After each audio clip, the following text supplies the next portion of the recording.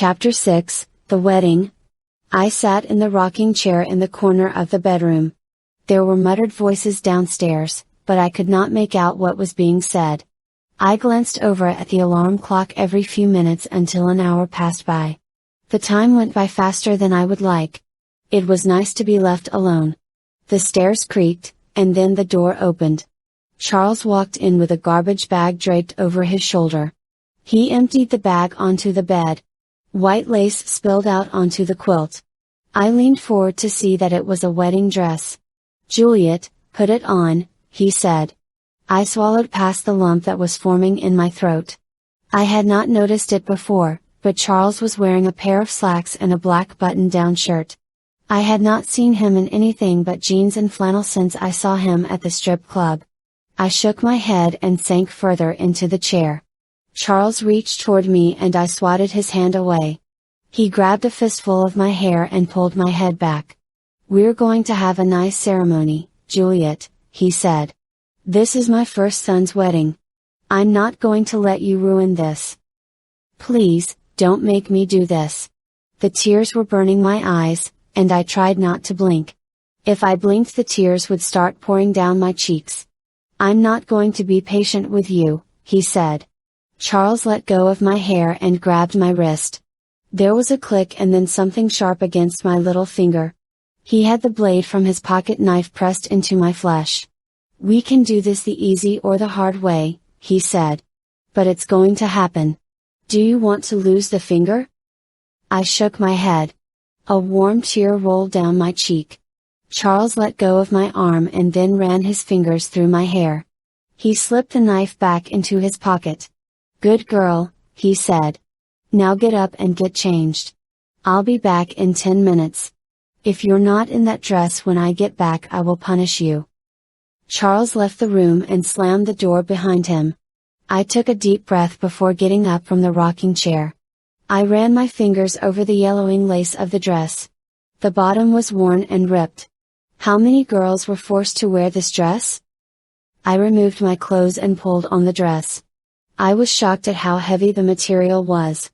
The lace sleeves ran past my fingertips and the shoulder was ripped. I reached behind me to zip up the zipper, but I could not do it up all the way. The dress pulled around my feet. In less than 5 minutes, the door opened and Charles walked in. I was glad that I at least got the dress on before he barged in. "Don't you look beautiful?" he said. "Please," I said. "You can't do this. Keep up that attitude and I will punish you," he said. "And if I punish you, it will make what Jimmy did to you earlier look like a scratch." Charles reached behind me and zipped up the rest of the dress. He pulled the elastic out of my hair and I gritted my teeth as he ripped out a few of my hairs. The rest of my hair tumbled down my back. He picked the veil up from the bed and set it down on top of my head. The mesh was torn and ripped. He grabbed my wrist and yanked me forward. My heart pounded in my chest as I tried to rip my arm free from his grip. My feet were bare, so I tried to dig my heels into the hardwood floor. I tried to stop him, but it was useless. He pushed me forward to the edge of the staircase. He slipped his arm around my waist and lifted me off the ground. He made his way down the stairs with me in his arms.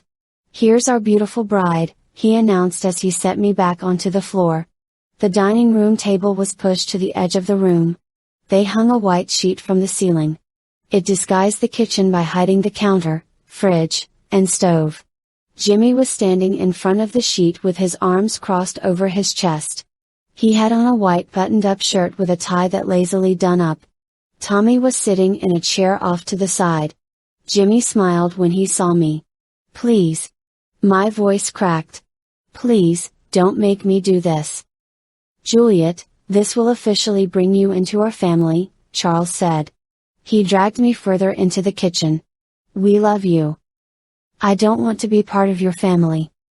Pain exploded in the back of my skull, and my vision went black for a few seconds. Charles had hit me on the back of my head with the heel of his hand. "Watch your mouth and show us some respect," he told me. He pulled me in front of Jimmy and let go. I wiped the tears off of my cheeks and took in a sharp breath. My knees were shaking as I took a step back. I looked over my shoulder at the door and took off running. I stumbled on the lace of the dress as I ran to the door. I grabbed the doorknob, but it didn't budge.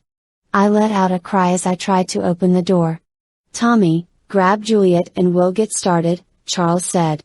I heard him let out a deep breath and a chair scraped across the floor. He grabbed my hips and pulled me away from the door.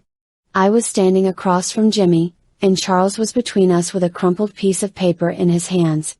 "Now we can begin," Charles said. I turned around, but Tommy grabbed my elbows and held me in place. I tried to rip myself out of his grasp.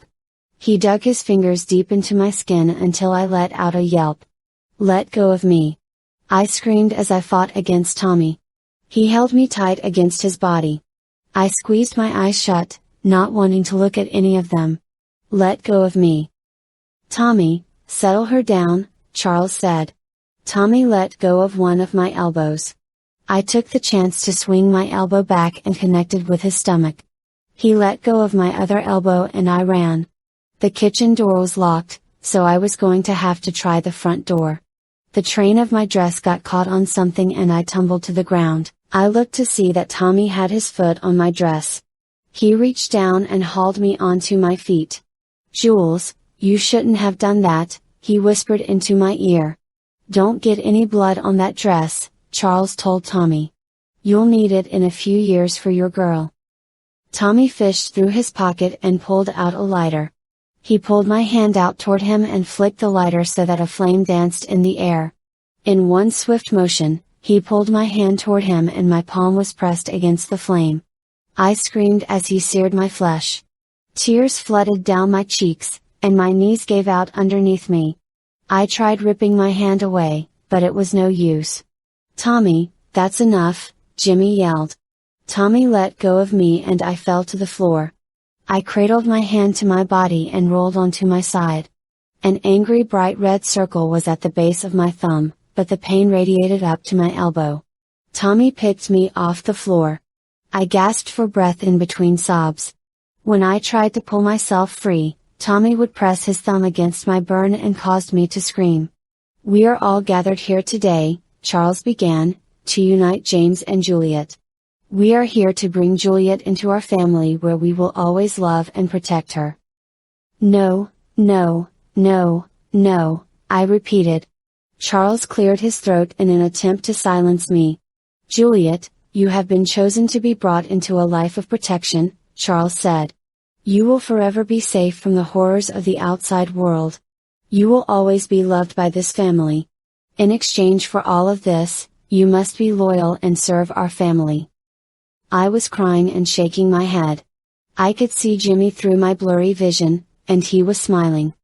If Tommy was not holding on to me, I would be crumpled on the floor. "Juliet, James will love you, and you will love him," Charles said. "I am glad to bring you two together in marriage."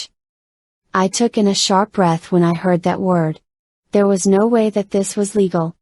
I had to keep reminding myself of that. "James, you can now kiss your beautiful bride," Charles said. "No," I yelled out. "Juliet, don't raise your voice at us," Charles said. Tommy pushed me forward. Jimmy grabbed my arms and pulled me out of Tommy's grip. He slid his arms around my back and pulled me into his chest. He lowered his head and pressed his lips against mine. I thrashed my head from side to side. Jimmy put one of his hands on the back of my head and held me in place. His family watched as he finished his assault on me. When he pulled away, his lips were spread into a wide smile. "I love you," he said. "I hate you," I said. I balled up my fist and pounded it into his chest. "Juliet, watch your mouth," Charles said. "Don't let her get away with that, James." "I won't," he said. "Do you need help bringing her upstairs?" Charles asked. "No. I got it." Jimmy bent down and scooped me into his arms. He curled me tighter into his body when I pushed him away from me. He turned and headed for the stairs with me in his arms. He went down the hallway and nudged his bedroom door open with his foot. He closed the door behind him and set me down on the bed. He crawled over top of me, and I was punching him with my fists. Get off of me, I yelled. Juliet, be quiet, he said. No, you can't hurt me, I said. Jimmy let out a deep breath and grabbed my wrists. He pinned them against the mattress above my head. I'm not going to hurt you, he said. Just calm down. I gritted my teeth as I jerked my arms trying to get out from under him. Jimmy rolled his eyes and got up off of the bed. I watched him as he stepped into the bathroom. He was out a few seconds later with a small black case in his hands. My heart pounded in my chest and I remembered that case from last night. It had syringes. I jumped off of the bed. My feet stumbled on the torn lace of the dress. Jimmy hurried over to me and pushed me back onto the bed. He pinned me down onto the bed as his fingers fumbled with the case. I screamed as I watched him draw up a liquid into the syringe. Juliet, this is just to help you calm down, he said. Please, don't do this, I begged. Jimmy lifted up the skirt of the dress. His hands were rough against my thigh. There was a sharp pinch, and I knew that he had drugged me again. Jimmy tossed the case to the side.